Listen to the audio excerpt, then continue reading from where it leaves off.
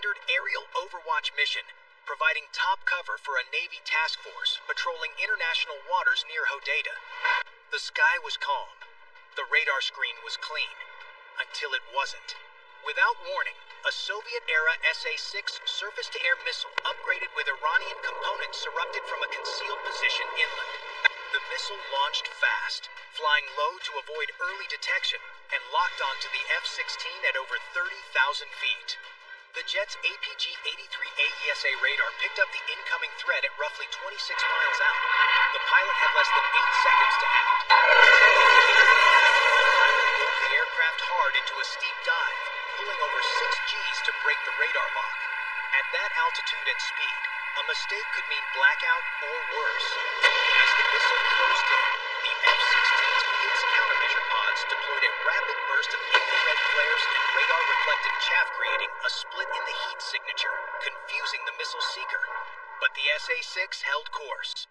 With seconds left, the pilot triggered the ALQ-184 electronic jamming pod, targeting the missile's fire control radar frequency. The pod blasted out a cloud of electronic noise, breaking the connection between the missile and its launch platform. The guidance system scrambled. The SA-6 veered off and detonated midair, sending a plume of smoke over open water. The jet survived. Barely. But back in Washington, the incident was seen for what it was. Not an accident, not a misfire, but a calculated, intentional strike on an American aircraft operating in international airspace. And this time, the United States wouldn't just log the threat, it would answer it with fire. The F-16's narrow escape wasn't the end, it was the beginning. Within minutes of the pilot safely landing, U.S. Central Command, CENTCOM, was fully activated. Operations centers across Qatar, Bahrain, and Virginia lit up with live feeds, signal intercepts, and satellite imaging. Analysts scrambled to pinpoint the exact origin of the SA-6 launch. The trajectory, signal strength, and radar signature led to a chilling conclusion. The missile came from a mobile launcher located roughly 12 miles northwest of Hodeidah, concealed near a cluster of abandoned industrial buildings.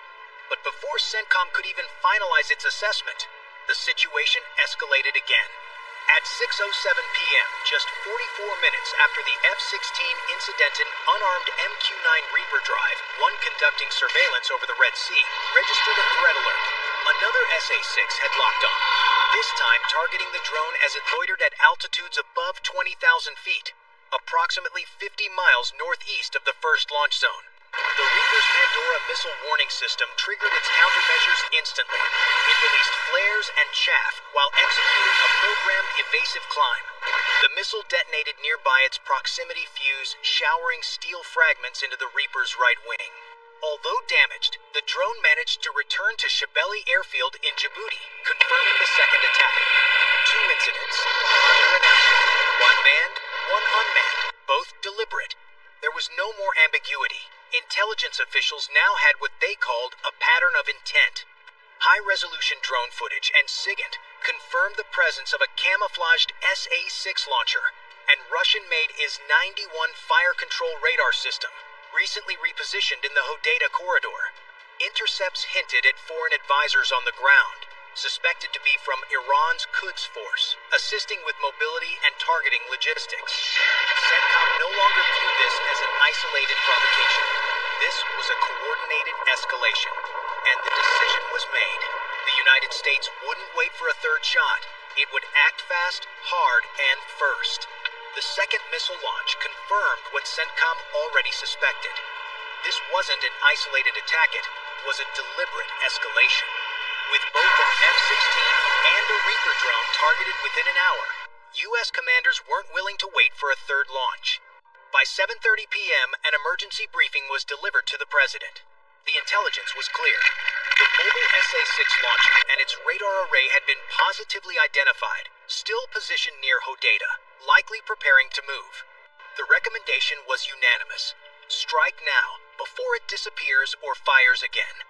The order came swiftly.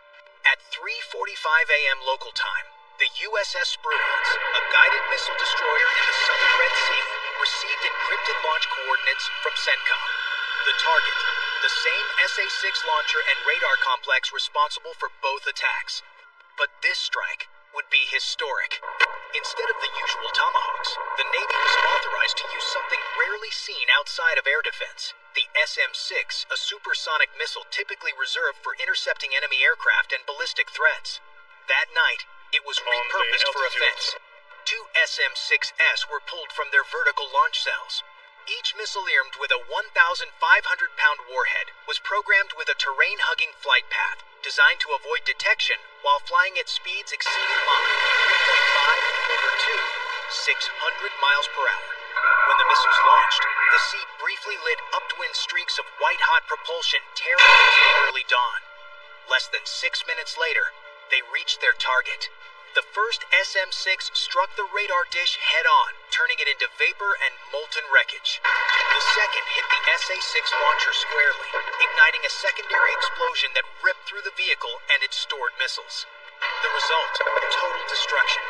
8 Houthi operators were confirmed killed. The radar system and launcher were reduced to twisted metal and scorched sand. There was no warning shot, no negotiation, just precision, just speed. Just fire.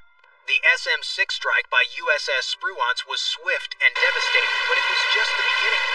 CENTCOM's battle map had lit up with intelligence. The destroyed SA-6 unit was part of a broader, more sophisticated air defense network spanning western Yemen. To fully neutralize the threat and ensure American forces were protected, the U.S. launched a full-spectrum offensive from both sea and sky. By 6 p.m. local time, Carrier Strike Group 8, led by the USS Harry S. Truman, repositioned in the central Red Sea.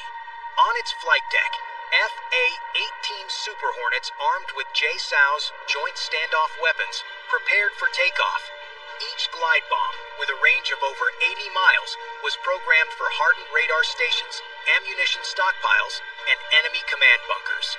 The first wave of Super Hornets launched just after sunset. Climbing to over 30,000 feet, they released their JSOWs in tight, coordinated intervals. The bombs sailed silently across the upper atmosphere, with precision obliterating bunkers, cracking reinforced storage sites, and silencing radar outposts. But the air campaign didn't act alone. Further south, the USS Gravely, an Arleigh-Burke-class destroyer, joined the assault. At 7:40 p.m., 6 Tomahawk cruise missiles roared from its vertical launch cells, each assigned a separate high-value target inside Yemen. They struck with surgical accuracy, a subterranean missile depot, a mobile radar station, and a hardened drone coordination center near the coast. Over the next 12 hours, the results came in staggering in scope. 14 ballistic missiles destroyed before launch, 3 additional SA-6 launchers neutralized. 1 drone command hub turned to ash, all without a single U.S. casualty. No speeches, no flags waving, just cold execution and calculated dominance. In half a day, America dismantled years of enemy buildup not with a slow grind, but with a lightning-fast strike that proved one thing. When the United States moves, it moves with force and finality. As the last Tomahawk hit its target and drone footage confirmed the destruction of enemy radar stations, ammunition depots, and missile hubs, one thing became crystal clear. This operation was never just about retaliation, it was a statement. Military analysts around the globe immediately recognized the deeper play. This wasn't just a counterpunch, it was a strategic recalibration. A shift from deterrence by presence to deterrence by precision and velocity. The United States didn't simply respond, it preempted. Within hours of the first attack, it had mapped, mobilized, and dismantled an entire section of Houthi air defense infrastructure. That kind of response wasn't just military, it was psychological. And the message wasn't just aimed at Yemen. It was aimed at Tehran, at Hezbollah, and at every proxy militia operating across the Middle East. It said, if you fire at a U.S. aircraft event, once we will respond with overwhelming force. And we'll do it fast enough that you won't have time to fire again.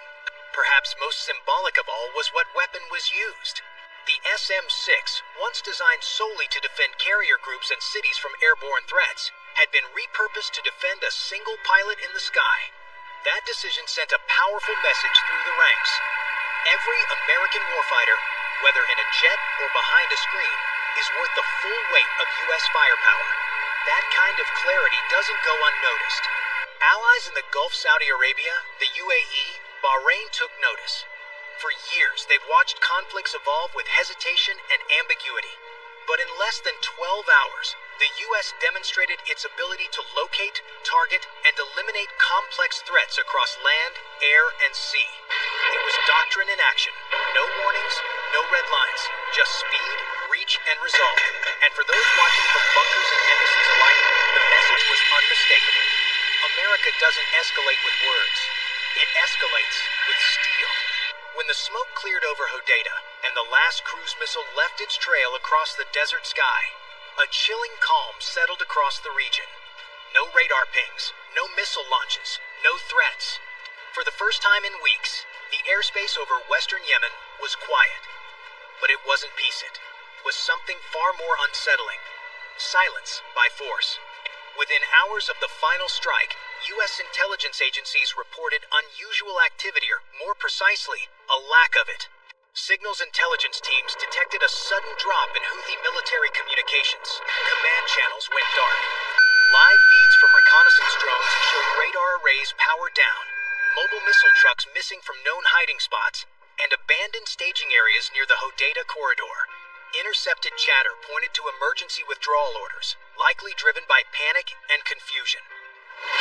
It appeared the rapid U.S. strikes had not only destroyed key infrastructure, they had fractured Houthi command and control networks.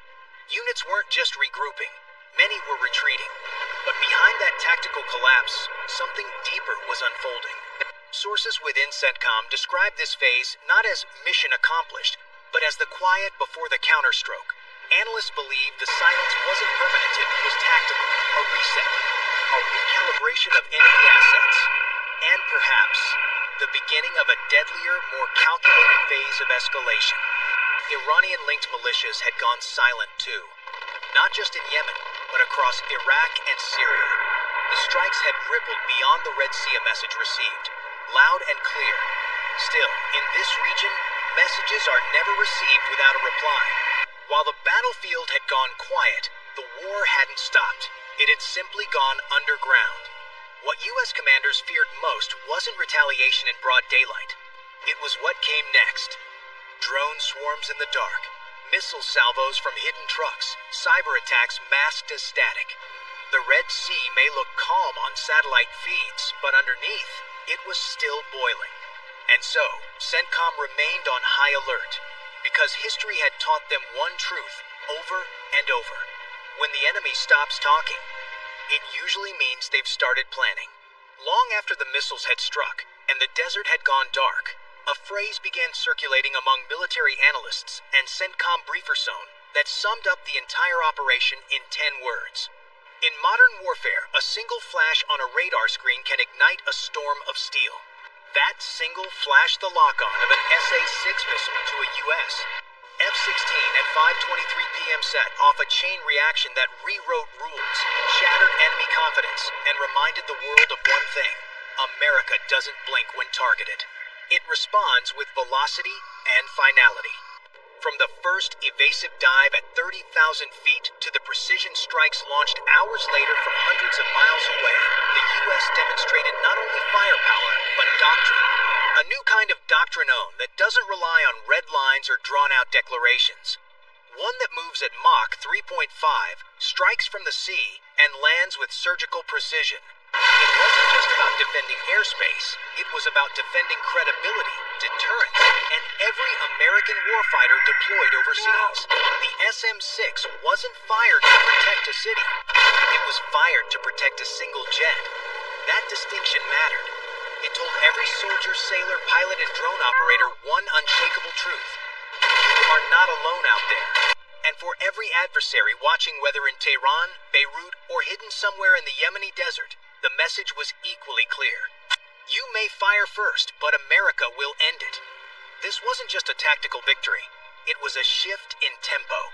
A demonstration of how modern conflict will be fought not with drawn-out campaigns, but with rapid, decisive, and coordinated force that can destroy a missile battery, a radar complex, and a drone command center in less than 12 hours.